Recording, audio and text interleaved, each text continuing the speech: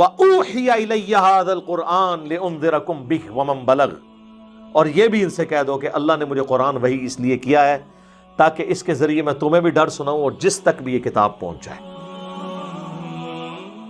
ان الحمد للہ نحمده ونستعینه ونستغفره ونعوذ باللہ من شرور انفسنا ومن سیئات اعمالنا، من يهده الله فلا مضل له ومن يضلل فلا هادي له، واشهد ان لا اله الا الله وحده لا شريك له، واشهد ان محمدا عبده ورسوله، اما بعد فان خير الحديث كتاب الله وخير الهدي هدي محمد صلى الله عليه وآله وسلم،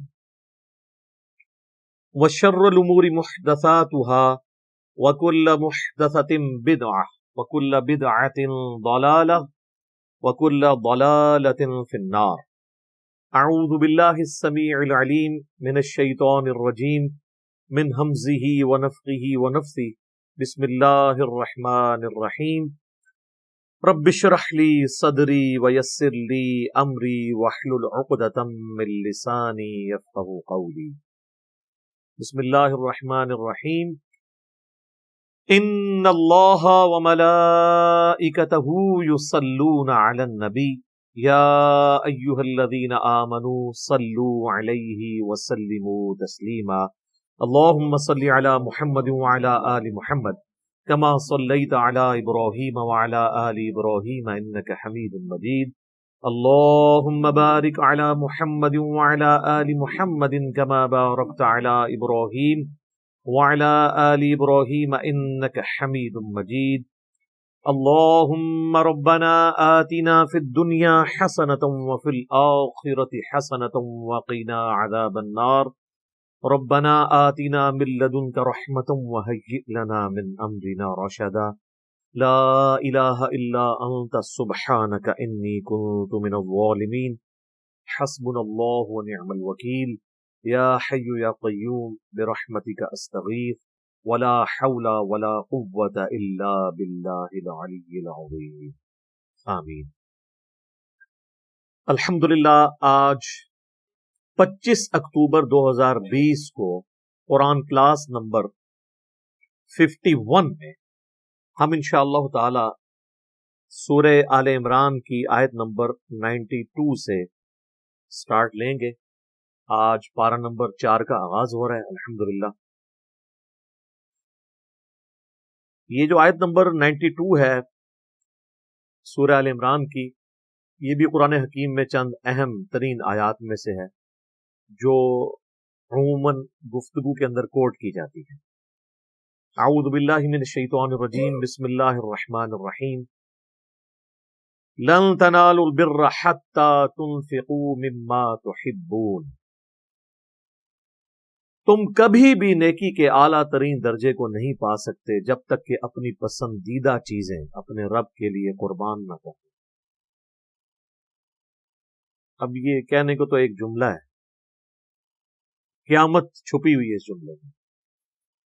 اللہ تعالیٰ اپنے بندوں سے آخری درجے کی قربانی ڈیمانڈ کر رہا ہے کہ سب سے جو پسندیدہ چیز ہے نا وہ اللہ کو دو۔ اب جو چیزیں پسندیدہ چیز کی کیٹیگری میں فال کریں گی وہ سب کی سب اللہ تعالیٰ آپ سے ڈیمانڈ کر رہا ہے۔ انسان کو سب سے پسندیدہ اپنی جان ہے، وہ اللہ کے لیے دے، یہ نہیں کہ جا کے گردن کٹوا دے، یعنی جان، اپنی زندگی، اپنی مصروفیات اپنے رب کے لیے کریں، اور جب کبھی ضرورت پڑے تو اپنی جان بھی دینے کے لیے تیار ہو جائے۔ یعنی آپ نے جسمانی طور پر، مالی طور پر، ہر لحاظ سے اللہ کے لیے کمٹمنٹ شو کریں۔ اور انسان کی زندگی میں سب سے اہم ترین پورشن اس کی جوانی کا پورشن۔ ینگ ایج میں انسان کے اعصاب بھی مضبوط ہوتے ہیں، طاقت بھی ہوتی ہے، کمٹمنٹ کے ساتھ کاموں کو وہ پرفارم بھی کر سکتا ہے۔ تو آپ اس کو یوں سمجھ لیں کہ تم کبھی بھی نیکی کے اعلیٰ ترین درجے کو نہیں پا سکتے جب تک کہ اپنی جوانی کی عمر اپنی جو سب سے بہترین عمر کا پورشن ہے وہ اللہ کے لیے قربان نہ کر دو. در جوانی توبہ کردن شیوہ پیغمبری جسے کہا جاتا ہے کہ جوانی میں نیکی کی زندگی گزارنا یہ پیغمبروں کا شیوہ ہے. بڑھاپے میں تو شیر بھی شکار کرنا چھوڑ دیتا. جب گناہ کرنے کی طاقت نہ رہے، بغاوت کی طاقت نہ رہے، اس وقت بغاوت سے بچنا یہ کمال نہیں ہے. کمال یہ ہے کہ جب سب کچھ اویلیبل تھا اس کے باوجود آپ اللہ کے خوف کی وجہ سے اللہ تعالیٰ کے ساتھ اپنی کمٹمنٹ کو شو کرتے ہوئے شیطان کی بجائے پیغمبروں کی پیروی اختیار کریں. یہ ہے اصل میں چیز. باقی یہ آیات ہمارے سامنے سے جب گزرتی ہیں تو ہم تو ان کو لیتے ہیں بڑی نارمل آیات، جبکہ صحابہ اکرام اور اہل بیت کے سامنے جب اس طرح کی چیزیں آتی تھی نا تو وہ پھر ان کی ایگزیکیوشن بھی کرتے تھے. آگے پوچھتے تھے کہ جی اب کیا کرنا ہے بتائیے. صحیح بخاری اور صحیح مسلم دونوں میں یہ حدیث موجود ہے. سیدنا ابو طلحہ انصاری جو انس بن مالک کے باپ بھی ہیں، کیونکہ انس بن مالک کی جو والدہ تھی ام سلیم ان کے ساتھ بعد میں انہوں نے شادی کر لی تھی. تو وہ رسول اللہ صلی اللہ علیہ وآلہ وسلم کی خدمت میں حاضر ہوئے کہ قرآن میں یہ آیت نازل ہوئی ہے کہ تم کبھی بھی نیکی کے اعلیٰ ترین درجے کو نہیں پا سکتے جب تک کہ اپنی پسندیدہ چیزیں اپنے رب کو نہ دے دو، قربان کر دو. تو میرے مال میں سے سب سے زیادہ پسندیدہ چیز میرا ایک باغ ہے. سر باغ کو آپ آج کل کے باغوں پہ قیاس نہ کیجیے گا کہ کسی نے مکان کے اندر کوئی چھوٹا سا گارڈن بنایا ہے. وہاں باغ کا مطلب ذریعہ معاش ہوتا تھا، کیونکہ باغ کے اندر کھجوروں کے درخت ہوتے تھے، باقی درخت جس سے وہ انکم حاصل کرتے تھے. آپ سمجھ لیں کسی کی چلتی دکان ہے جس پہ خرچہ تو بہت تھوڑا ہونا ہے اور اس کی آؤٹ پٹ ہی آؤٹ پٹ. تو سب سے مہنگی ترین چیز، سب سے محبوب ترین چیز میرا ایک باغ ہے. میں یہ چاہتا ہوں کہ یہ قرآن کی جو آیت نازل ہوئی ہے یا رسول اللہ لن تنالوا البر حتى تنفقوا مما تحبون، تو میں اس کو اللہ کی راہ میں خرچ کر کے آخرت کے لیے ذخیرہ کروں. تو نبی علیہ السلام بڑے خوش ہوئے. آپ نے فرمایا کہ بالکل کرو، اور پھر آپ نے فرمایا کہ ایسا کرو کہ اسے اپنے قریبی رشتہ داروں میں جو چچا زاد ہیں، کزنز ہیں، تایا زاد، ان میں تقسیم کر دو. تو انہوں نے اس میں ان کو تقسیم کر دیا. سب سے مشکل رشتہ داروں کے اوپر مال لگانا ہوگا. نبی علیہ السلام نے یہ نہیں کہا کہ اسے لا کے تو مدرسے کے نام لکھ دو یا یہ میرے لیے وقف کر دو. آج آپ کسی مولوی مدرسے والے کے پاس چلے جائیں کہ میں نے یہ صدقہ اور خیرات کرنا ہے، تو وہ آپ کو یہ کہے گا کہ جاؤ اپنے جو غریب رشتہ دار ہیں ان میں بانٹ دو. وہ کہے گا لے ادھر رسید کٹا تیری. یہ فرق ہے جناب. تو نبی علیہ السلام کو چونکہ دنیاوی کوئی لالچ نہیں تھی، آپ نے اسے مین مال غنیمت کے پول کے اندر نہیں لیا. آپ نے فرمایا اپنے رشتہ داروں کے خرچ کرو. نبی علیہ السلام نے پریکٹیکلی قرآن پہ عمل کر کے بتایا. قرآن کا اسلوب یہ ہے کہ آپ کے مال کے سب سے زیادہ حقدار آپ کے قریبی رشتہ دار ہیں. لوگ صدقہ اور خیرات اور زکوٰۃ کا بھی پوچھ رہے ہوتے ہیں، اور کوئی رشتہ داروں میں کوئی بہت زیادہ چھلانگ بھی لگا لیتا ہے نا تو دور پار کا کوئی رشتہ دار نکالتا ہے. بھائی سب سے پہلی رشتہ داری جو آپ کی ہے نا، جس پہ آپ کا صدقہ خیرات زکوٰۃ لگے گی، وہ آپ کے بہن بھائی ہیں یا ان کی اولاد ہے. ان کو کس پرسی میں چھوڑا ہوتا ہے اور باقی دنیا میں وہ دسترخوان چلا رہے ہوتے ہیں، اللہ کی راہ میں خرچ کر رہے ہوتے ہیں، کیونکہ وہاں جیلسی فیکٹر آ جاتا ہے. آج تک کبھی نہیں ہوا کہ کسی غیر رشتہ دار نے کسی کے اوپر تعویذ کروائے ہوں. ویسے تو زیادہ تر ہے ہی فراڈ ہے، ہوتا کچھ نہیں ہے، نفسیاتی بیماری ہوتی ہے. لیکن اگر ہوں بھی تو کبھی ایسا نہیں ہوا کہ کوئی بہو جو ہے وہ جائے پتہ لگوانے کے لیے اور وہ آگے سے نجومی صاحب یہ نہ بتائیں کہ تیری ساس نے کروایا تیرے پہ، اور ساس جائے اور اس کو یہ نہ بتایا جائے کہ تیری بہو نے کروایا. کبھی ایسا ہوا ہے کہ کوئی کہے کہ جی ساس کی جائے تو وہ کوئی بندہ کہے کہ جی وہ ایک بندہ ہے وہ فلاں شہر میں رہتا ہے اس نے کرایا ہوگا، تو وہ تو آپ بھی کہیں گے یار وہ تو میرے نال کے لینا دینا. جس کے ساتھ لینا دینا ہوتا ہے وہی جیلسی فیکٹر میں انوالو ہوتے ہیں نا، اور قریبی رشتہ دار ہوتے ہیں. تو نبی علیہ السلام نے اسی چیز کو ایمفسائز کیا کہ اپنے رشتہ داروں میں وہ مال خرچ کرو. سب سے زیادہ حقدار وہ ہیں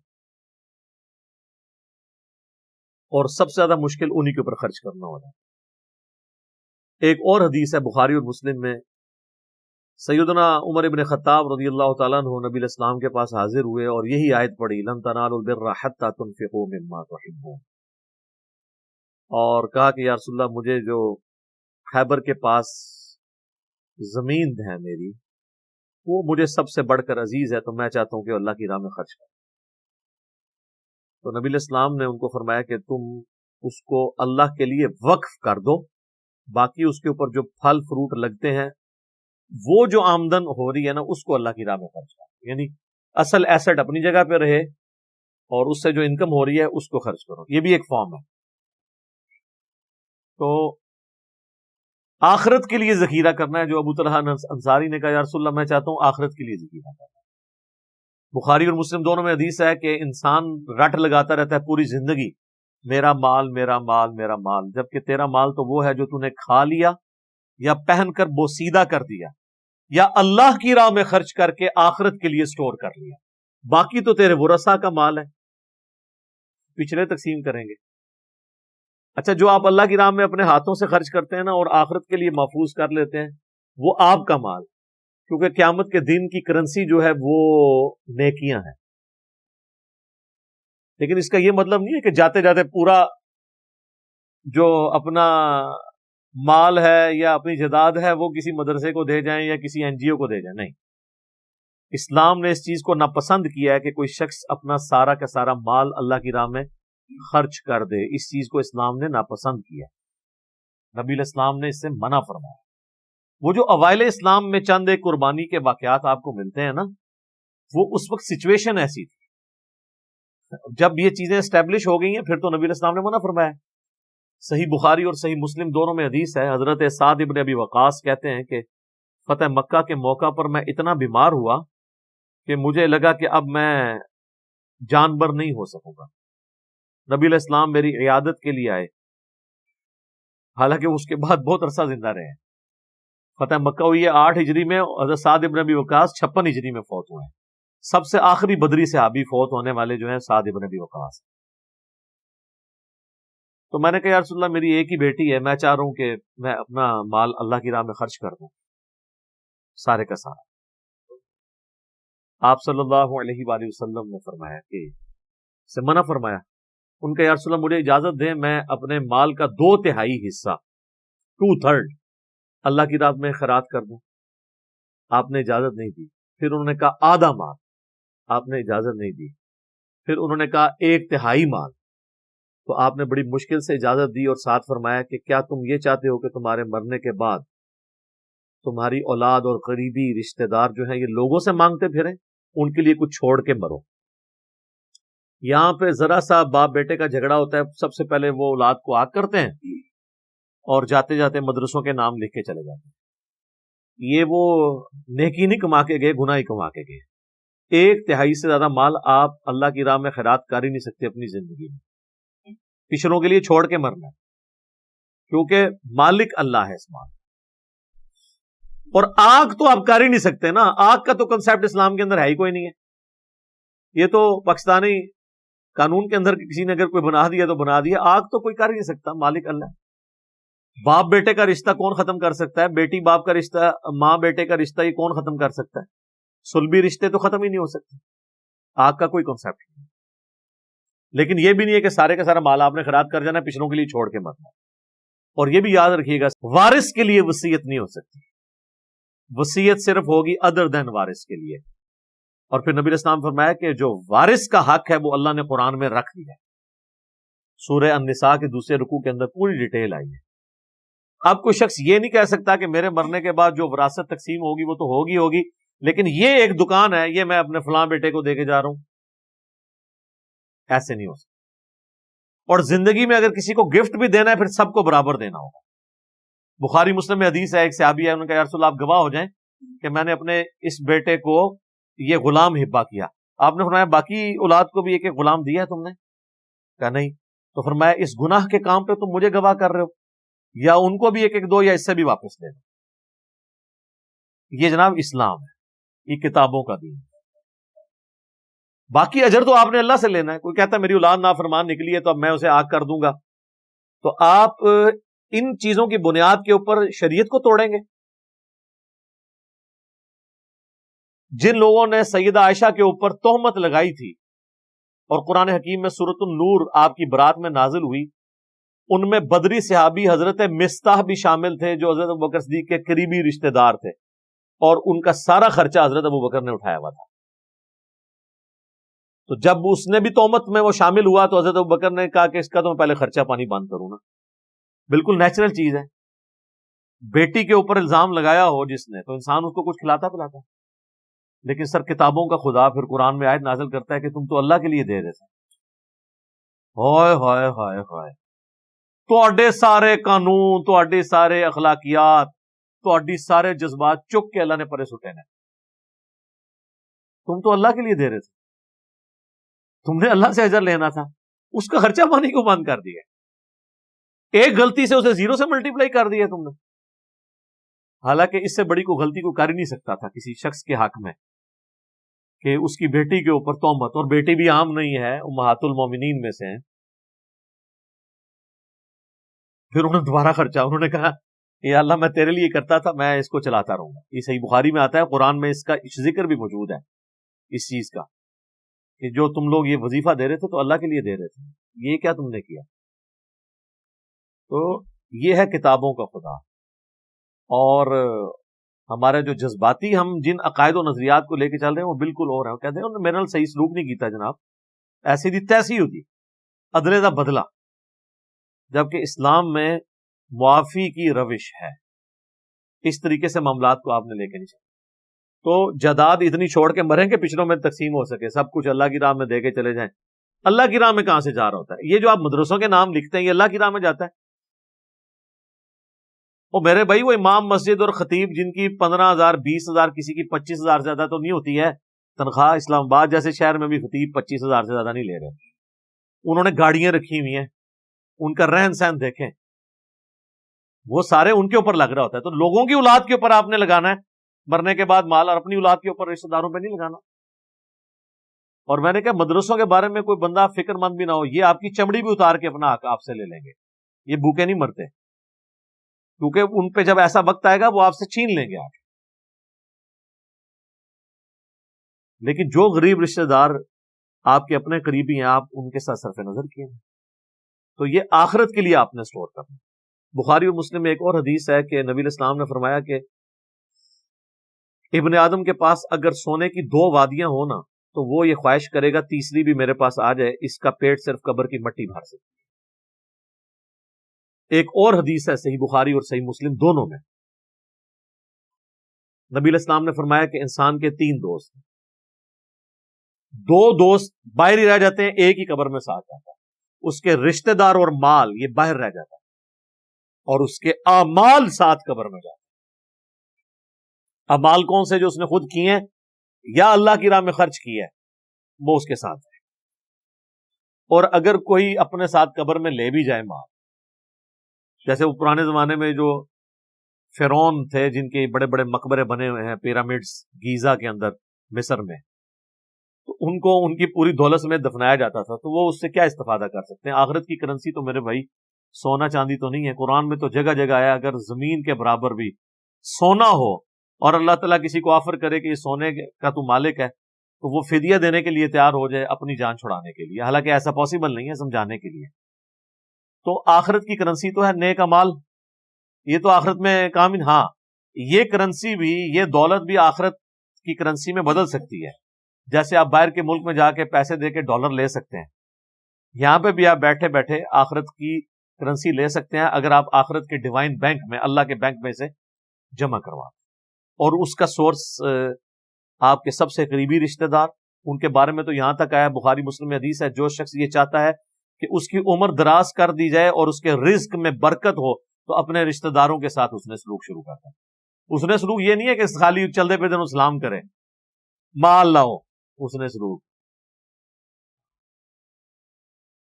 عمر بھی دراز ہوگی اور رزق میں برکت بھی ہوگی۔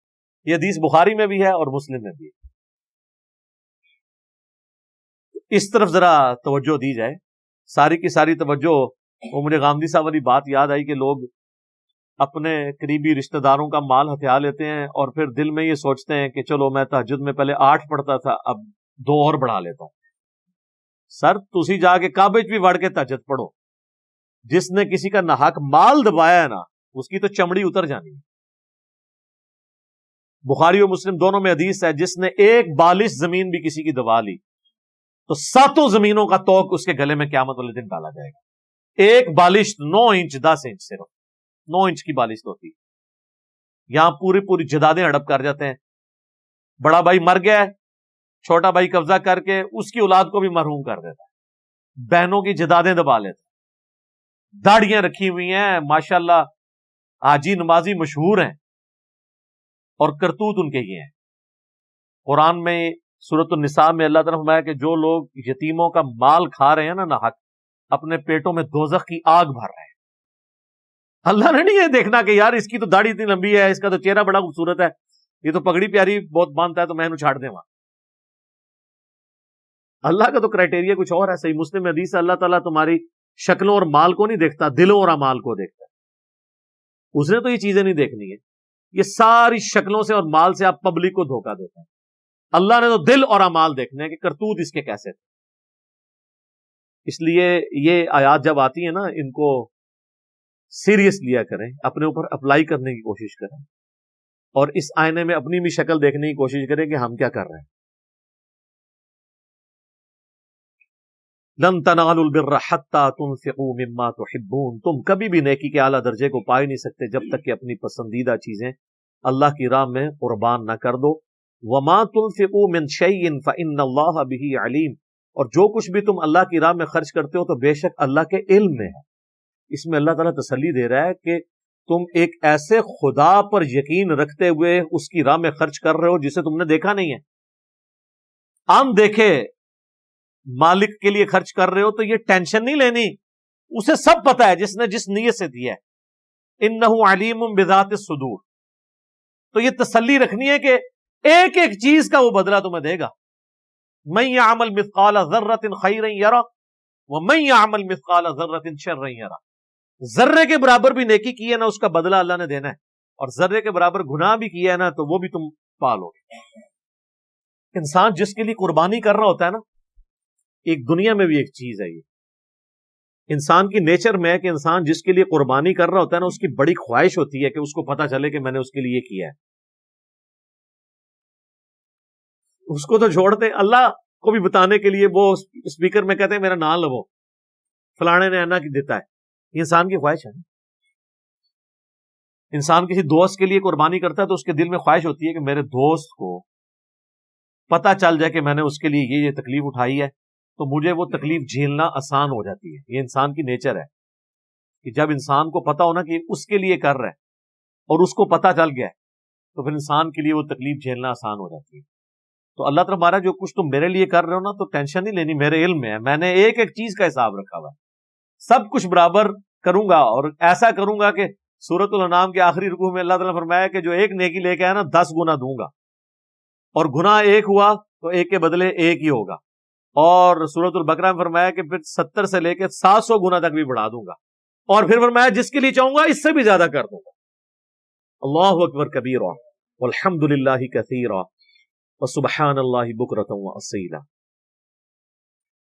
اب ایک اور تاریخی ایشو ڈسکس ہونے جا رہا ہے اور وہ بنی اسرائیل سے ریلیٹڈ ہے۔ سورہ آل عمران کی آیت نمبر 93 کے اندر چونکہ نبی الاسلام نے دعوت لانچ کی تھی تو آئے دن جو یہودی ہیں وہ مسلمانوں کو تنگ کرنے کے لیے عجیب و غریب قسم کے سوالات اٹھاتے رہتے تھے، جیسے یہاں پہ بھی لوگ چھوٹے چھوٹے فقہی مسئلے اٹھاتے ہیں، پوچھیے جی ذرا جا کے۔ تو یہودیوں نے ایک ایشو اٹھایا، مسند احمد میں ڈیٹیلڈ حدیث موجود ہے اسی کانٹیکسٹ کے اندر، یہ جو اگلی آیت آ رہی ہے، آیت نمبر 93 سورہ آل عمران کی، کہ حضرت اسرائیل علیہ السلام جو تھے، یعنی حضرت یعقوب بن اسحاق بن ابراہیم، اسرائیل ان کا لقب تھا۔ اسرائیل ہبرو لینگویج میں عبرانی زبان میں کہتے ہیں اللہ کا بندہ۔ اسرائیل ویسے ایک ملک بھی ہے، وہ اسی نسبت سے بنا ہوا ہے۔ قرآن میں سورت بھی ہے، سورہ بنی اسرائیل، بنی اسرائیل اسرائیل کی اولاد۔ تو حضرت یعقوب کے 12 بیٹے تھے، وہ بنی اسرائیل کہلاتے ہیں۔ حضرت یعقوب کا لقب تھا اسرائیل، اللہ کا بندہ۔ تو حضرت اسرائیل یعنی حضرت یعقوب بن اسحاق بن ابراہیم علیہ السلام اجمعین، ان کو کوئی عارضہ لاحق ہوا تو انہوں نے ایک منت مان لی کہ جب میں ٹھیک ہوں گا نا تو میں اپنی سب سے پسندیدہ چیز اپنے اوپر حرام کر لوں گا. اور دو چیزیں انہوں نے اپنے اوپر حرام کر لی، ایک اونٹ کا گوشت اور ایک دودھ. ویسے ہماری شریعت میں تو اللہ تعالیٰ نے اس چیز کو ناپسند فرمایا. اب فائنل تو حکم یہی ہے. سورہ تحریم نہیں نازل ہوئی قرآن حکیم میں، پوری ڈیٹیل بخاری مسلم میں ہے، اور سورہ تحریم کا تو آغاز ہی سے اور اس کا نام ہی تحریم ہے. اے نبی، آپ نے اپنی بیویوں کی رضا جوئی کے لیے اپنے اوپر وہ چیز کیوں حرام کر لی ہے جو اللہ نے آپ کے لیے حلال کی تھی، یعنی شہد. بیویوں کے بھی گروپ بنے ہوئے تھے اور وہ حضور کی محبت کی وجہ سے ان میں آپس میں ایک سوکن والی جیلسی پائی جاتی تھی. نبی علیہ السلام نے ایک بیوی کے ہاں سے شہد پی لیا، شربت، تو دوسری جو بیویوں کا گروپ تھا انہوں نے پہلی پلاننگ کی کہ ہم حضور سے کہیں گے کہ آپ کے منہ سے جو ہے نا وہ اس کی بو آ رہی ہے شہد کی. تو نبی علیہ السلام نے کہا کہ ٹھیک ہے، اگر تمہیں ایسا ہی لگتا ہے تو میں اندر سے نہیں پیوں گا، اپنے اوپر حرام کرتا ہوں. اور مقصد ان کا یہ تھا کہ وہ روزانہ وہاں سے شہد پی کے آتے تھے تو آپ وہاں زیادہ دیر نہ بیٹھے ہمارے پاس آئیں. لیکن سر اللہ کا تو کوئی رشتہ دار نہیں ہے نا، اللہ کا تو نبی بھی رشتہ دار نہیں ہے، نبی بھی اس کا بندہ ہے. ادھر تو لوگوں نے اللہ سے رشتہ داریاں بنائی ہیں جی، اولیاء اللہ نے. تو کہ مطلب اللہ تعالیٰ کا کوئی رشتہ دار ہے، اولیاء اللہ ہو گیا تھے، کام چوک کے رکھے. قرآن میں سورہ تحریم کا نام ہی سورہ تحریم، اور سٹارٹ اس سے ہوا ہے کہ اے نبی آپ اپنی بیویوں کی رضا جوئی کے لیے اس چیز کو حرام کر رہے ہیں جو اللہ نے آپ کے لیے حلال کی ہے. تو نبی علیہ السلام نے پھر اپنی قسم توڑی، قسم کا کفارہ ادا کیا. تو ہماری شریعت میں تو یہ مسئلہ بہت سخت ہے. اس زمانے میں جواز کی حد تک تھا، اور بھی کئی کام تھے. دو بہنوں سے اکٹھا نکاح ہو سکتا تھا. حضرت یعقوب علیہ السلام کی جو دو بیویاں تھیں، جن میں سے ایک میں سے بنیامین اور یوسف تھے اور باقی 10 بیٹے دوسری بیوی میں سے، وہ آپس میں بہنیں تھیں دونوں. لیکن اب آپ دو بہنوں کو ایک نکاح میں جمع نہیں کر سکتے. وہ قرآن میں سورہ النساء کے اندر آیت نازل ہو چکی ہے. بہرحال حضرت یعقوب نے جب یہ منت مان لی، اب وہ منت پوری کرنے لگے. اب انہوں نے تو منت پوری کی. حضرت یعقوب کے جو چاہنے والے تھے، وہ وقت گزرتا گیا تو انہوں نے یہ کہنا شروع کر دیا کہ اونٹ ہے ہی حرام، اونٹ کو حرام ڈکلیئر کر دیا. آج بھی آپ کے پاس جو اسٹیبلش تورات ہے نا ٹیمپرڈ فارم کے اندر، اس میں باقاعدہ یہ موجود ہے کہ بھی اونٹ کا گوشت حلال نہیں ہے. یہ چیز انہوں نے اسٹیبلش کر لی، حالانکہ جو اوریجنل تورات تھی اس میں یہ چیزیں موجود تھی. ایون نبی علیہ السلام کے زمانے تک بھی جو تورات تھی نا اس میں یہ چیز موجود تھا کہ یہ حضرت یعقوب علیہ السلام کی ذاتی پسند ناپسند کا مسئلہ تھا، یہ حرام نہیں تھا. اب یہودی کیا کرتے تھے، مسلمانوں سے کہتے تھے تم تو اونٹ کو جائز سمجھتے ہو، ظاہر ہے بہیمت الانام ہے اور وہ مویشی ہے گھر میں پالے جانے والا، جس طرح کہ گائے ہے، بکری ہے، بھیڑ ہے، بھینس ہے اور اونٹ بھی. تو اگر تم کہتے ہو کہ ہم ابراہیمی دین پہ ہیں تو ابراہیمی دین کے اندر تو اونٹ حرام ہے، کیونکہ تم خود مانتے ہو کہ ابراہیم کے دو بیٹے تھے، اسحاق اور اسماعیل. تو ہم بنی اسرائیل حضرت ابراہیم کی اولاد میں سے ہیں، ہم شریعت ابراہیمی کے اوپر ہیں. تو اگر یہ نبی ابراہیمی ہوتا تو اونٹ کو بھی حرام کرتا ہے. تو اللہ تعالیٰ نے پھر اس کا جواب دیا قرآن، کل الطعام کان حلا لبنی اسرائیل، ہر طرح کی جو حلال چیزیں کھانے کی ہیں نا وہ حلال ہی تھیں بنی اسرائیل پر، الا ما حرم اسرائیل علی نفسی، سوائے ان چیزوں کے جو اسرائیل یعنی حضرت یعقوب نے خود اپنے اوپر حرام کر لی تھی. من قبل ان تنزل التوراۃ، تورات کے نازل ہونے سے پہلے. جب تورات نازل ہوئی نا تو پھر اللہ تعالیٰ نے کہا یہ حلال و حرام کا مسئلہ نہیں تھا، اونٹ حلال ہے. کسی نبی کی پسند ناپسند یا اس کی منت ماننے سے کوئی چیز حرام نہیں ہو جاتی. سر نبی کی مرضی سے اگر کوئی حلال و حرام کا فیصلہ نہیں ہوتا تو بزرگ بابے کیسے فیصلہ کریں گے؟ اس لیے ہم کہتے ہیں دین آسمانوں سے نازل ہوا ہے، اس زمین کی چیز ہی نہیں ہے. یعنی دین کتابوں میں ہے. یعنی کہ مرنے سے پہلے اے مسلمان کر لے اس پہ غور، کتابوں کا خدا اور ہے، بابوں کا خدا اور. تو پھر جواب دیا گیا کہ یہ تو انہوں نے خود حرام کیا تھا. جب تورات نازل ہوئی تو کتابیں کیوں آتی تھیں، پیغمبر کیوں آتے تھے؟ کہ پیغمبروں کے ماننے والے نے جو دین میں خرابیاں داخل کی ہیں وہ نیا پیغمبر آ کے وہ خرابیاں دور کرتا تھا اور پھر دین صاف ستھرا ہو جاتا تھا. اس لیے کتابیں بھی تبدیل ہوتی تھیں، انبیاء کی جو تعلیمات ہیں وہ بھی ٹیمپر ہو جایا کرتی تھی، کیونکہ ٹینشن نہیں ہوتی تھی نیا پیغمبر آ کے اس کو درست کر دے گا. لیکن ختم نبوت کا تقاضا یہ ہے کہ یہ کتاب تبدیل نہ ہو. یہ وجہ ہے کہ قرآن محفوظ ہے اور باقی کتابیں محفوظ نہیں ہیں. وہاں محفوظ ہونا نہ ہونا فرق نہیں پڑتا تھا، لیکن قرآن اگر محفوظ نہیں رہتا نا تو اب پیغمبر تو کوئی آئے گا ہی نہیں. لہذا رسول اللہ کے بعد جتنے لوگ ہیں وہ تو قیامت دن کہہ سکتے ہیں کہ اللہ ہم تک تو دین ہی ٹیمپرڈ فارم میں پہنچا ہے. تو یہ گلا آپ تو نہیں کر سکتے. اسی لیے پھر اللہ نے اس کی ذمہ داری خود لی. انا نحن نزلنا الذکر وانا لہ لحافظون، سورۃ الحجر آیت نمبر 9. بے شک اس الذکر قرآن یاد دہانی، اللہ کی یاد دلانے والی کتاب کو ہم نے نازل کیا، ہم ہی اس کی حفاظت کرنے والے ہیں. یہ ختم نبوت کی برکت ہے کہ قیامت تک کے لیے کتاب اللہ نے اپنے ذمہ لے لی ہے. تو اللہ تعالیٰ فرما رہا ہے کہ یہ تورات نازل ہونے سے پہلے تھا. تورات میں پھر اللہ نے کلیریفائی کر دیا تھا، تم یہودی ہو نا، تورات کے ماننے والے ہو نا. موسیٰ علیہ السلام بھی تو تورات کے ماننے والے تھے، ان پہ تورات نازل ہوئی تھی، وہ بھی حضرت یعقوب کی اولاد میں سے تھے، وہ بنی اسرائیل میں سے تھے، یہودی النسل تھے حضرت موسیٰ علیہ السلام. قل فأتوا بالتوراۃ فاتلوها ان کنتم صادقین. اے نبی ان سے فرماؤ لے کر آؤ تورات، اگر تم سچے ہو تو تورات پڑھو ذرا. اس میں کہاں لکھا ہے کہ اونٹ کا گوشت حرام ہے؟ ویسے آج کل کی تورات میں لکھا ہوا ہے، کیونکہ وہ تو ٹیمپرڈ فارم میں ہے. نبی علیہ السلام کے مبارک زمانے تک یہ چیزیں انجیکٹ نہیں ہوئی بھی. اور جہاں تک توحید کا معاملہ ہے نا، اللہ کے فضل سے آج بھی تورات انجیل میں کوئی ایک آیت بھی ایسی نہیں ہے جو توحید کے منافی ہو. پریکٹیکلی وہ سب کے سب لوگ توحید کے خلاف چل رہے ہیں، لیکن کتابیں ان کی ساتھ ہیں. جس طرح پریکٹیکلی قرآن میں ایاک نعبد و ایاک نستعین لکھا ہے، اس کے باوجود پریکٹیکلی بابوں کو پکارا جا رہا ہے. کتابیں نہیں اس کو مانتی کہ آپ نے بابوں کو پکارنا. کتابیں یہی کہتی ہیں کہ اللہ کو پکارنا ہے، بلکہ بابوں کو پکارنے والے بھی نماز میں اللہ ہی کو پکارتے ہیں. وہی جو نماز کے اندر عقیدہ ہے وہی باہر نکل کے بھی رکھو نا. تو اگر تم سچے ہو تو لاؤ تورات اس میں پڑھو. پھر اللہ تعالیٰ نے اس پہ گاڑا فتویٰ لگایا، فَمَنِ افْتَرَىٰ عَلَى اللَّهِ الْكَذِبَ مِن بَعْدِ ذَلِكَ فَأُولَٰئِكَ هُمُ الظَّالِمُونَ. اب جو کوئی اس کے باوجود اللہ پر بہتان لگاتا ہے تو ایسے لوگ ہیں ظالم. قل صدق اللہ، اے نبی تم فرماؤ اللہ سچ فرماتا ہے.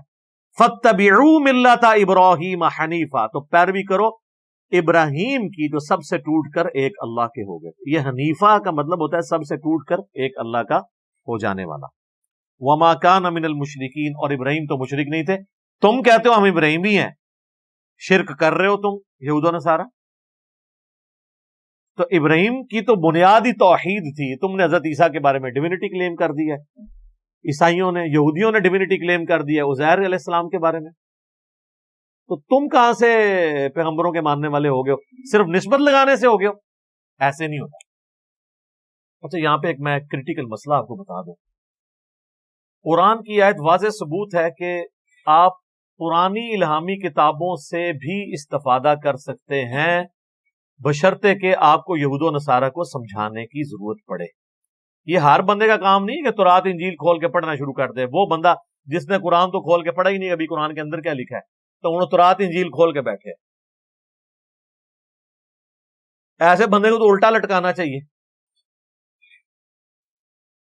البتہ جو لوگ دعوت و تبلیغ کا کام کر رہے ہیں، جن کی ڈیبیٹس ہو جاتی ہیں، ویسے تو ہر مسلمان کو بڑا شوق ہوتا ہے ڈیبیٹ کرنے کا. باہر کے ملکوں میں جتنے لوگ گئے ہیں نا، وہ ہمیشہ اسی شوق میں پڑے رہتے ہیں کہ ہم نے ڈیبیٹ کرنی ہے. وہ بھائی قرآن پڑھو، اپنے عقیدے پہلے ٹھیک کرو، ڈیبیٹ تو اسی کرنی ہے. تھوڑی کمپیٹنسی نہیں ہے. بعض لوگ ایک حدیث کا سہارا لیتے ہیں جو سنن دارمی میں ہے کہ حضرت عمر کے ہاتھ میں نبی علیہ السلام نے ایک دفعہ تورات کے چند صفحے دیکھے تو آپ اتنا غصے میں آئے کہ آپ کا چہرہ مبارک سرخ ہو گیا، اور آپ نے فرمایا کہ قرآن کے بعد بھی، اور پھر فرمایا اگر آج موسیٰ بھی زندہ ہوتے تو میری پیروی کرتا. یہ حدیث اصول محدثین پہ ضعیف ہے. یہ مشکات المصابی میں شروع میں موجود ہے، پہلی جلد میں، کتاب الاعتصام بالکتاب والسنہ چیپٹر میں اس پہ تحکیم لگی ہے. اور ویسے ہی قرآن کے خلاف ہے. قرآن تو ایسی بات نہیں کر رہا کہ تورات سے حوالہ دینا یہ کوئی گناہ کا کام ہے. تو نبی علیہ السلام کیسے اس پہ غصہ کھا سکتے تھے؟ نبی علیہ السلام تو خود اللہ تعالیٰ ان کو حکم دے رہا ہے. یہ دیکھیں نا، قل فأتوا بالتوراۃ فتلوها، اے نبی ان سے کہو تورات لے کے آؤ، پڑھو، بتاؤ کہاں لکھا ہے۔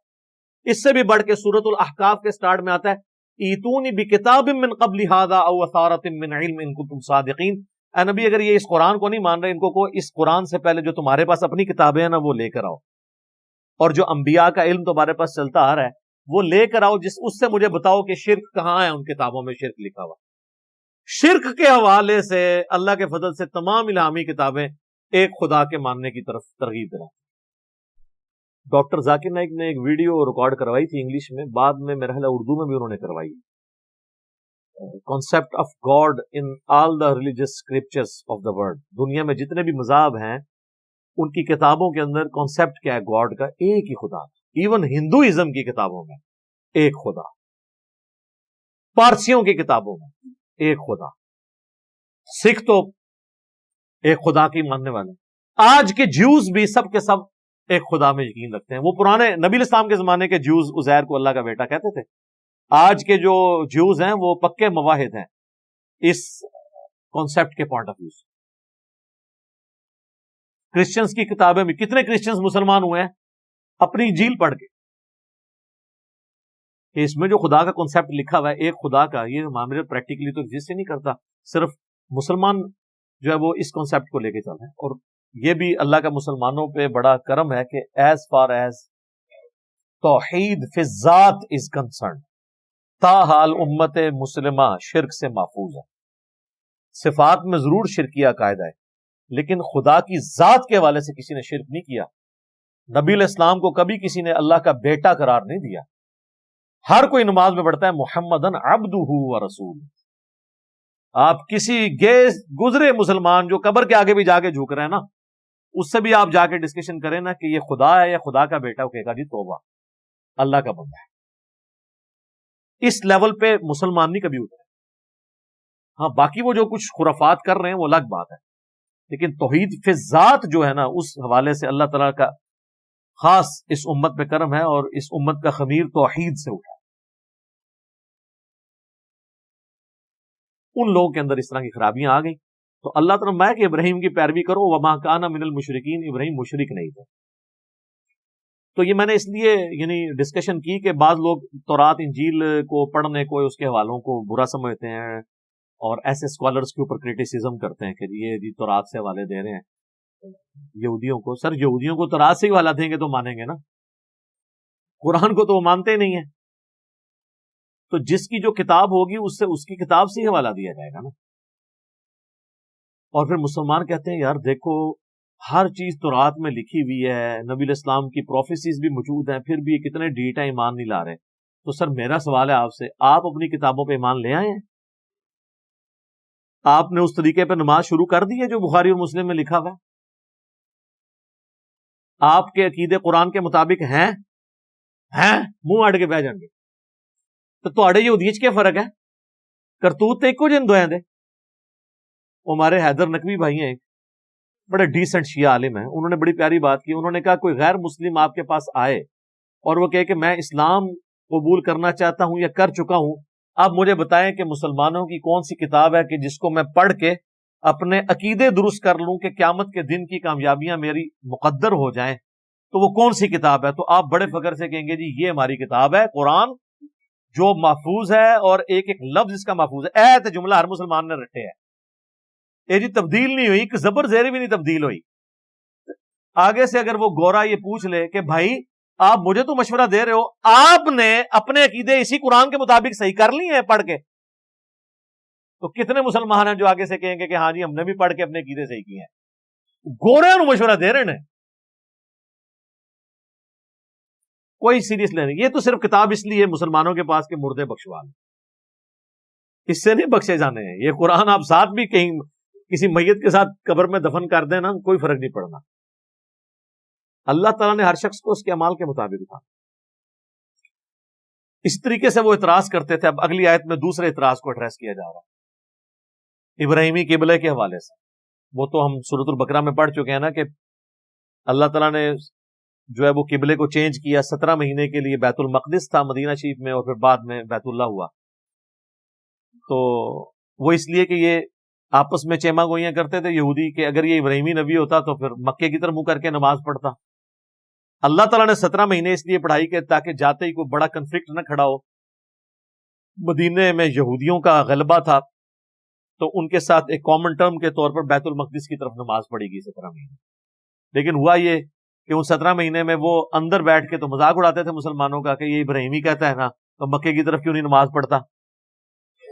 پھر اللہ تعالیٰ نے کہا سَيَقُولُ السُّفَهَاءُ، ان قریب یہ بیوقوف لوگ کہیں گے ان کا قبلہ کوئی چینج ہو گیا. حالانکہ اندر یہ بات کرتے ہیں جب ان کی بات پوری ہو گئی اب انہوں نے کہنا شروع کر دیا کہ دیکھو جی نواں قبلہ بنا لیا جی، انہوں نے قبلہ ہی بدل لیا. اس کو کہتے ہیں آٹا گوندنا ہلدی کیوں ہے. ابھی محاورہ ہے نا کہ آپ نے آٹا جب گوندنا ہے اس کے لیے ہلنا تو پڑے گا، بغیر ہلے ہوئے تو نہیں آٹا گوندا جائے گا. تو اللہ طرف ہمارا یہ بیوقوف لوگ ہیں، ان کو ان کے حال پہ چھوڑ دو، یہ کسی طرح بھی خوش نہیں ہوں گے.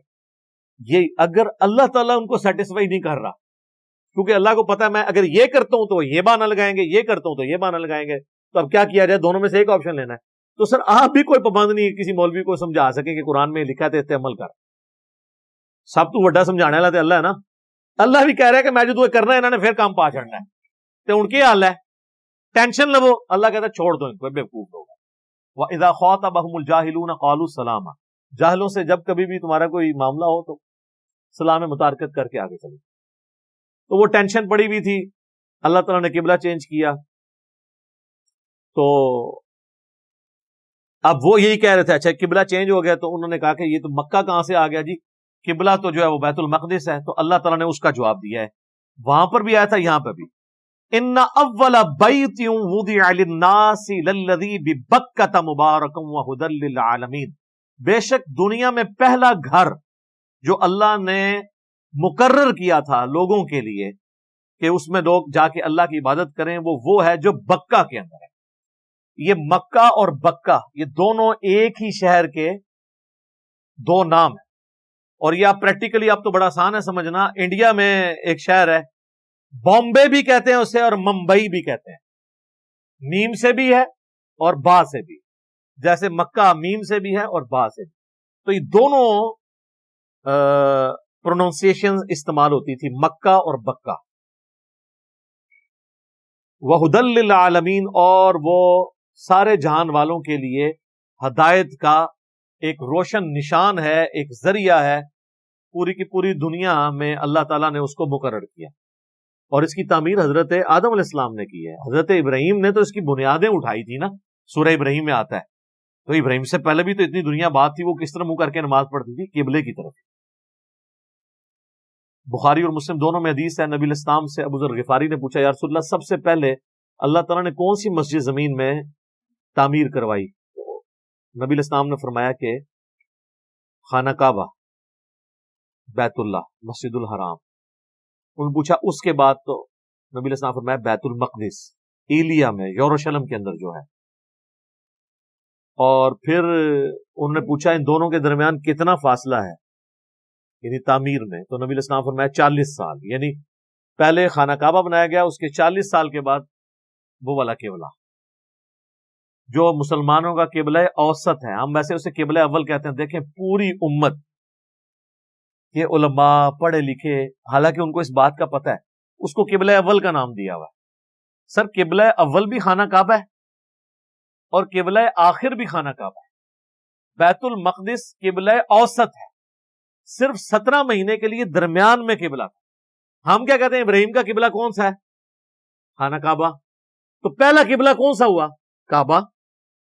پھر نبی الاسلام جب ہجرت کر کے مدینہ شریف گئے ہیں نا، تو 17 مہینے کے لیے مدینے میں صرف آپ نے بیت المقدس کی طرف پڑھا، پھر دوبارہ واپس ہو گیا. تو خانہ کعبہ قبلہ اول بھی کا خانہ کعبہ ہے، قبلہ آخر بھی خانہ کعبہ ہے. صرف قبلہ اوسط درمیانی قبلہ بیت المقدس، ابراہیمی قبلہ کعبہ ہے. اور جب نبی علیہ السلام خانہ کعبہ شریف میں تھے تو آپ قبلے کی طرف منہ کر کے نماز پڑھتے. ہاں اس میں کہتے ہیں کہ جی نبی علیہ السلام مستجاب دیوار کی طرف کھڑے ہوتے تھے. یعنی یہ پاکستان سے اگر آپ دیکھیں نا یوں، تو اس کارنر میں حجر اسود ہے، یہاں پر مقام ابراہیم ہے اور یہاں پر حتیم ہے. تو حتیم کے بالکل اپوزٹ یہ والی جو دیوار ہے اسے مستجاب کہتے ہیں. اگر یہاں پہ آپ کھڑے ہونا تو آپ کا رخ دونوں قبلوں کی طرف ہو جاتا ہے، کیونکہ بیت المقدس اس طرف ہے، تو وہاں تو ایک کنفلکٹ نہیں آئے گا۔ اور اسی چیز کی وجہ سے حضرت عمر نے رسول اللہ کو مشورہ دیا کہ یا رسول اللہ آپ اپنا مصلی بدلیں، کیونکہ یہاں تو پھر بھی شک رہ سکتا ہے نا۔ تو بخاری مسلم میں آتا ہے حضرت عمر نے جب مشورہ دیا تو اللہ تعالیٰ نے آیت نازل کر دی وَاتَّخِذُوا مِن مَقَامِ إِبْرَاهِيمَ مُصَلًّى، ابراہیم کے کھڑے ہونے کی جگہ کو اپنا مصلی بناؤ۔ پھر نبی علیہ السلام یہاں سے شفٹ ہو کے یہاں آ گئے۔ اب جب یہاں آ گئے نا تو بیت المقدس تو ادھر ہی رہ گیا، بیت المقدس کی طرف، یہاں تو دونوں قبلوں کی طرف منہ تھا نا۔ تو یہ قرآن میں آ گیا کہ ابراہیمی قبلہ کون سا ہے، یہ ہے بیت المقدس، حضرت ابراہیم کا قبلہ نہیں رہا، ورنہ ابراہیم یہاں کھڑے نہ ہوتے، ابراہیم بھی یہاں پہ کھڑے ہوتے۔ وہ مستجاب دیوار جہاں سے گزرتے ہوئے آپ ربنا آتینا فی الدنیا پڑھتے ہیں، رکن یمانی سے لے کے حجر اسود تک، یہ والی دیوار جو ہے نا، خیر اب تو پریکٹیکلی ہمارے لیے تو 3 قبلے ہو گئے ہیں ادھر کھڑے ہوتے ہوئے، کیونکہ نبی علیہ السلام کی قبر مبارک بھی اسی طرف ہے، یعنی ہماری روح کا قبلہ تو وہ ہے نا نبی علیہ السلام جہاں آپ کا مدفن ہے، مسجد نبوی شریف بھی اس طرف ہی ہے، یعنی اگر آپ مستجاب دیوار پہ کھڑے ہونا تو آپ کا رخ بیت المقدس کی طرف بھی ہوتا ہے، خانہ کعبہ کی طرف بھی، اور نبی علیہ السلام کے مسجد نبوی اور روضہ شریف کی طرف بھی۔ تو اللہ تعالیٰ ماتا ہے کہ یہ پہلا گھر تو اللہ نے کعبہ تعمیر کیا تھا، فیہ آیات بینات مقام ابراہیم، اس میں اللہ تعالیٰ کے بہت بڑی بڑی نشانی ہیں، جن میں سے بڑا مقام ابراہیم ہے، اور وہ بڑی نشانی ہے جناب۔ وہاں ابھی بھی یہ وہ جو آپ کو یلو کلر کی عمارت مقام ابراہیم کی نظر آتی ہے نا، اس کے اندر ایک پتھر ہے جس میں حضرت ابراہیم علیہ السلام کے پاؤں کے نشان ہے، اور وہ پتھر تعمیر کعبہ کے دوران خود بخود بڑا ہو جاتا تھا۔ 55 فٹ اونچی عمارت ہے، اور پھر اینڈ پہ برکت کے طور پر اس نے اپنے سینے میں حضرت ابراہیم علیہ السلام کے پاؤں کے نشان لے لیے ہیں، اور وہ ایک قیامت تک کے لیے ایک روشن نشانی ہے اللہ کی۔ اس کی اندر کی تصویریں بھی اویلیبل ہیں، پتھر کے اندر، وہ مٹی کا تو نہیں پتھر ہے، پتھر میں انبیاء کے پاؤں کا نشان آنا یہ معجزہ ہے، ورنہ پتھر میں تو نشان نہیں بنتا جب تک خود کھودا نہ جائے۔ تو وہ پتھر موم ہو گیا ان کے لیے، جسے قرآن میں آتا ہے کہ ہم نے لوہا نرم کر دیا تھا داؤد کے ہاتھ میں، وہ زرہ بناتے تھے۔ داؤد علیہ السلام کو لوہے کی زرہ بنانے کے لیے کوئی انگیٹھی نہیں چلانی پڑتی تھی، وہ آٹے کی طرح گوند لیتے تھے اس کو۔ جناب اللہ کے کام ہے نا، اللہ جس کے لیے نرم کر دے۔ وَمَن دَخَلَهُ كَانَ آمِنًا، جو کعبے میں داخل ہو گیا وہ امن والا ہو گیا۔ اور یہ اتنا بڑا یونیورسل ٹروتھ ہے کہ مشرکین عرب بھی اگر اپنے باپ کا قاتل بھی کعبے کے اندر دیکھ لیتے تھے نا، اس سے بدلہ نہیں لیتے تھے، وہ کہتے تھے یہاں تلوار اٹھانا منع ہے، اس چیز کو اسٹرکٹلی فالو کرتے تھے۔ جیسے ہمارے لوگ جو ہیں وہ مزار میں جب جاتے ہیں جوتیاں اتار کے جاتے ہیں اور واپس ہی الٹے قدم آتے ہیں۔ یہ لادہ بات ہے کہ مسجد میں الٹے قدم نہیں آتے، مسجد میں کعبے کو پیٹ کر کے باہر نکلتے ہیں، مزار والے بابے کو نہیں پیٹ کر کے نکلتے۔ آپ کمپیرزن دیکھ لیں تو بابے کو انہوں نے کعبے سے اوپر ہی رکھا ہوا ہے، دونوں ہی غلط ہے، پیٹ کرنے والا کوئی مسئلہ نہیں ہے۔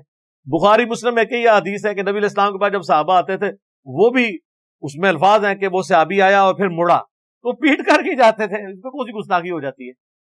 ایک نیچرل پروسیس ہے، کبھی نہیں ہوا کہ نبی علیہ السلام کو مل کے تو الٹے قدم واپس جا رہا ہوں۔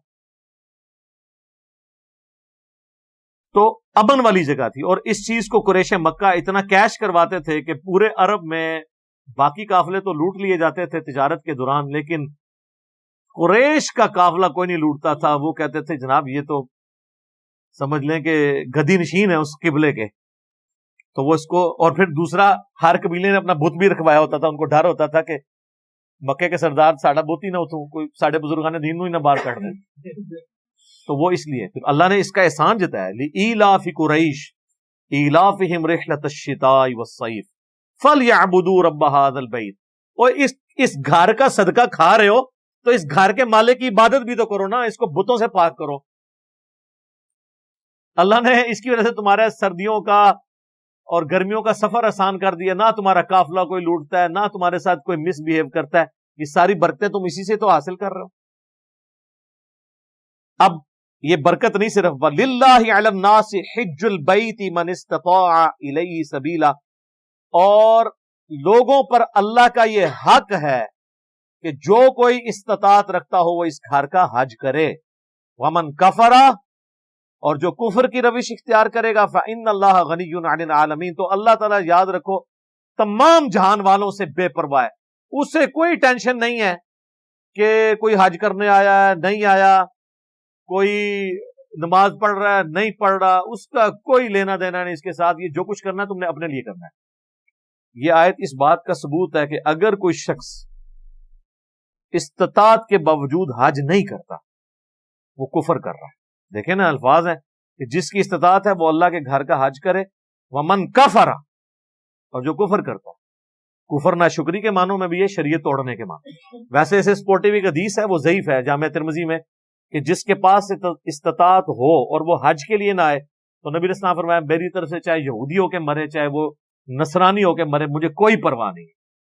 وہ حدیث اصول محدثین پہ ضعیف ہے جامع ترمذی کی، لیکن اس آیت کی وجہ سے سپورٹیو ہو جاتی ہے۔ یہ آیت تو بڑی چیز ہے نا، کہ جس کے پاس استطاعت ہے وہ حج کرے، اور جو بے پرواہی کی روش اختیار کرے گا، حج نہیں کرے گا، اللہ تعالیٰ پھر بے پرواہ ہے اس سے۔ استطاعت یہ ہے کہ آپ کے پاس اتنا خرچہ ہو کہ آپ حج کے لیے جا سکیں، اور پیچھے اتنا دے جائیں کہ وہ اتنا عرصہ کے لیے گزارا کر لیں، اور پھر آپ واپس آ جائیں۔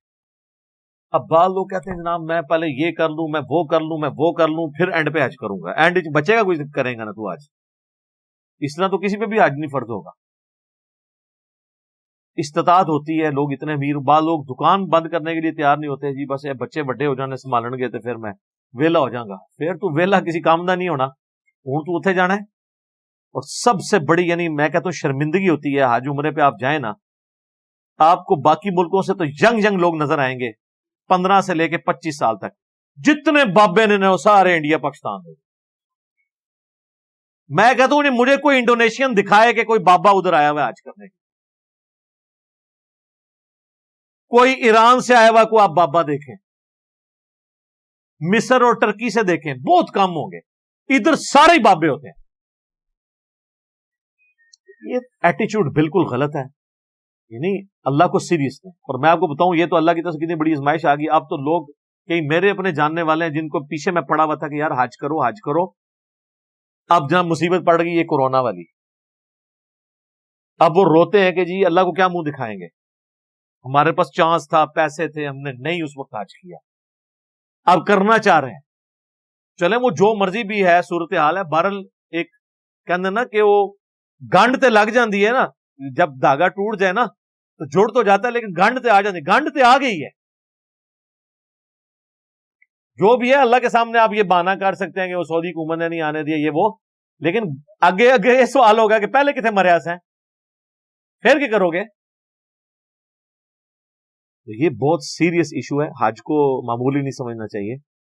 حج کے اوپر میں نے ڈیٹیل لیکچر ریکارڈ کروا دیا ہے، مسئلہ 54A B C D۔ 54A مسئلہ عمرے کے طریقے پہ تھا، 54B حج کے طریقے پہ، 54C اور D جو ہے قبر رسول کی حاضری اور قبر رسول صلی اللہ علیہ وآلہ وسلم سے جڑے ہوئے عقائد اور نظریات کے ساتھ میں نے ڈیٹیل کے ساتھ گفتگو کی ہے۔ جسے شوق ہے تو وہ ضرور دیکھیں، ورنہ تو میں اس آیت پہ بھی اگر حج کے ایشوز ڈسکس کروں تو کافی زیادہ ٹائم لگ جائے گا۔ قل یا اہل الکتاب، اے نبی فرما دو اے اہل کتاب یعنی جیوز اور کرسچنز، لما تکفرون بآیات اللہ، تم کیوں اللہ کی آیات کا کفر کرتے ہو، واللہ شہید علی ما تعملون، جبکہ اللہ گواہ ہے جو کچھ تم کر رہے ہو۔ یعنی تم لوگ تو یہ کہتے تھے کہ جی ہم ابراہیمی ہیں، ہماری کتابوں میں آخری نبی کی پیش گوئیاں موجود ہیں، اب آخری نبی آئے ہیں تو سب سے پہلے تم ہی ان کے دشمن بنے ہوئے ہو، تمہارا تو کام تھا کہ اس نبی کے ہاتھ مضبوط کرتے، تم پہلے کافر بن گئے ہو۔ اور یہ اہل کتاب میں یہاں تو ایسے جیوز اور کرسچنز مراد ہیں، کر ہم بھی رہے ہیں، اہل کتاب ہم بھی ان معنوں میں ہیں۔ نبی علیہ السلام نے اہل قرآن کہا ہے مسلمانوں کو، سنن نسائی الکبریٰ کا جو چیپٹر ہے نا فضائل قرآن، اس میں ہی ہے اے اہل قرآن۔ ہم بھی اہل کتاب ہیں، ہم اس کتاب کے ماننے والے، ان کتابوں پہ ایمان رکھتے ہیں کہ اس کتاب کے ماننے والے، فائنل ٹیسٹمنٹ کے، اولڈ ٹیسٹمنٹ اور نیو ٹیسٹمنٹ کے ساتھ۔ تو اللہ تعالیٰ گواہ ہے جو کچھ تم کر رہے ہو، جو تمہارے کرتوت ہے نا اللہ تعالیٰ کے علم میں ہے۔ قل یا اہل الکتاب، اے نبی تم فرماؤ کہ اے اہل کتاب، لما تصدون عن سبیل اللہ، تم اللہ کے راستے سے کیوں روکتے ہو باقیوں کو، من آمنا جو ایمان لیں، تبغونہا عوجا، تم چاہتے ہو ٹیڑھا راستہ، یعنی جو چار بندے کو بات قبول کر رہے ہیں ان کا بھی ذہن الجھاتے ہیں، کبھی سوال لے کے یہ بھجوا دیے، اے پوچھو، چلو پوچھنے کے بعد پتہ لگ گیا جائے تو ان لے آؤ نا ایمان۔ میرے پاس کئی لوگ آتے ہیں نا جی ہو ہی نہیں سکتا جی بزرگوں نے کلمہ پڑھایا ہے چشتی رسول اللہ، میں کہنا جی اگر میں دکھاتا پھر کیا ہوئے گا، یا تو میرا مکو نا کہ نکل آیا تو پھر نہیں وہ پھر دیکھیں گے، جاؤ دبا وہ دیکھیں گے بھائی، جب نکالنے کے بعد بھی تو اینڈ رزلٹ یہی ہے، یا تو یہ کہو کہ نکل آیا تو ہم اسے کفر کہیں گے، اپنے بزرگوں سے بھی جا کے پوچھیں گے یہ کیوں کتابیں چھاپ رہے ہیں، پھر تو کوئی نکلے، تو اس کا مطلب آپ چسکا لینے ہو، نہ سوئے تم وَأَنْتُمْ شُهَدَاء، حالانکہ تم خود اس کے گواہ ہو کہ یہ وہی پیغمبر ہیں جس کی پیش گوئیاں تمہاری کتابوں میں موجود ہیں، وَمَا اللَّهُ بِغَافِلٍ عَمَّا تَعْمَلُونَ، اور اللہ تعالیٰ غافل نہیں ہے جو تمہارے کرتوت ہیں ان سے۔ یا ایھا الذین آمنوا ان تطیعوا فریقا من الذین اوتوا الکتاب، اے اہل کتاب، اگر اے مسلمانوں، اے ایمان والو، اگر تم اہل کتاب کی باتوں میں آ گئے نا، یردوکم بعد ایمانکم کافرین، تو یہ تمہیں ایمان کے بعد دوبارہ کافر بنا دیں گے، تمہیں الٹے قدم پھیر دیں گے اجتے بنا بنا کے۔ وہ سوال تو قیامت تک نہیں ختم ہوتے، جب آپ نے طے کر لیا کہ یہ سچ ہے اور یہ جھوٹ، پھر تو بات ختم ہو گیا، بار بار اس چیز کے اوپر لکیر پیٹنا جی، اے بھی دسو جی، اے بھی دسو جی، بھائی جو آپ کو بتایا وہ آپ نے عمل کر لیے تھے، اگلی گل دسیے، اگر نہیں ایک مسئلہ حل ہوتا ہے وہ دوسرا نکال لیتے ہیں، تیسرا نکال، اس لیے میں اپنے بھائیوں کہتا ہوں جہاں بھی کہیں ڈسکشن ہو 1 پوائنٹ ایجنڈا رکھیں، جب وہ کلیئر ہو ان کو جو کڈنا ہی نہ ہو 10 اے ہوں نکل آیا نا کہ تو غلط ہے تو ہوں 10 اگلی گل 10 کہ ہاں ہوں مان لیا تو ایک سٹیپ وائز ٹورنے ان کا اینو چھوڑو اے حل کرو، وہ تو قیامت تک نہیں حل ہونا۔ وہ تو صحابہ کو بھی کہا جا رہا ہے کہ یہ تو تلے میں ہے، جب تمہیں بتا دیا کہ انہوں نے یہ بےایمانیاں کی ہیں تو اب ان کی کریڈیبلٹی ہو گئی لوز، اب یہ 50 بھی اعتراضات لے کے آئے ان کے منہ پہ مارو۔ ایتھیسٹ یہی کرتے ہیں نا جی، کبھی کوئی مسئلہ اٹھایا، کبھی بھائی آپ خدا کے اوپر بات کریں، خدا ہے یا نہیں، باقی سارے سوال بعد میں ہو، اس کے اوپر بات کریں۔ انہیں جی یہ کیوں ہو گیا جی، لوگ بھوکے کیوں مر رہے ہیں جی، یہ کیا ہو گیا جی، وہ کیا ہو گیا، اس کو چھوڑے ہی بعد میں بات کریں گے، پہلے تم بتاؤ خدا کو مانتے ہو یا نہیں، تو جب خدا کو ہی نہیں مان رہے ہو تو باقی سوال تو چھوٹے ہیں، اور جب خدا کو مانو گے نا پھر ہم بات کریں گے ول آف گاڈ۔ تم تو کہو گے کہ اگر ایک بچے کی پیدائش کا ذریعہ اللہ نے مرد کو بنایا تو عورت کو بنایا تو اگلا بچہ کی پیدائش کا ذریعہ مرد ہونا چاہیے تب انصاف ہوگا، تو وہ تو انصاف بنے گا نا، تو ول آف گاڈ کہاں آئے گی؟ اسی لیے اللہ نے قرآن میں کہا لا یسأل عما یفعل وهم یسألون، اللہ کو کوئی یہ نہیں پوچھ سکتا یہ کیوں کیا، وہ سب کو پوچھے گا یہ کیوں کیا، وہ مالک ہے، تم اپنی کریشن کر لو، اس کے اوپر اپنا حکم چلاؤ، جس نے تمہیں پیدا کیا نا اس سے ول آف گاڈ پہ بات نہیں ہو سکتی، ہاں خدا ہے یا نہیں ہے اس پہ بات ہو سکتی ہے، اور ونس گاڈ ایگزسٹ تو باقی سارے سوال فضول ہو جائیں۔ تو اس لیے کہا جا رہا ہے کہ یہ اپنے ہوش کے ناخن لو۔ وَكَيْفَ تَكْفُرُونَ وَأَنْتُمْ تُتْلَى عَلَيْكُمْ آيَاتُ اللَّهِ، اور تم کیسے اللہ کا کفر کر سکتے ہو جبکہ اللہ کی آیات تم پہ پڑھی جا رہی ہے، وَفِيكُمْ رَسُولُ، اور رسول اللہ خود اللہ کی سب سے بڑی نشانی تم میں موجود ہے، ان کا کردار، ان کے اعمال، ان کے افعال، ان کا کریکٹر خود توحید کے اوپر گواہ ہے۔ وَمَن يَعْتَصِم بِاللَّهِ، جو کوئی پکڑ لیتا ہے اللہ کو مضبوطی سے، فَقَدْ هُدِيَ إِلَىٰ صِرَاطٍ مُسْتَقِيمٍ، تو اسے سیدھے راستے کی طرف رہنمائی دے دی جاتی ہے، جو اللہ کو پکڑ لے، اور اللہ کو پکڑنا کیا ہے؟ قرآن کو پکڑنا، رسول اللہ کو پکڑنا۔ جو حجۃ الوداع کا خطبہ قرآن اور میرے نبی کی سنت، اور غدیر خم پہ قرآن اور اہل بیت، انشاءاللہ اس کے اوپر ڈسکشن میں اگلی نشست کے اندر کروں گا۔ اب ٹائم مکمل ہو چکا ہے، اللہ تعالیٰ سے دعا ہے جو حق بات میں نے کہی اللہ تعالیٰ ہمارے دلوں میں راسخ فرمائے، اگر جس بات میں میرے منہ سے کوئی غلط بات نکل گئی تو اللہ تعالیٰ معاف کر دے۔ سبحانک اللہم و بحمدک، اشہد ان لا الہ الا انت، استغفرک و اتوب الیک، وما علینا الا البلاغ المبین۔ جزاکم اللہ خیرا۔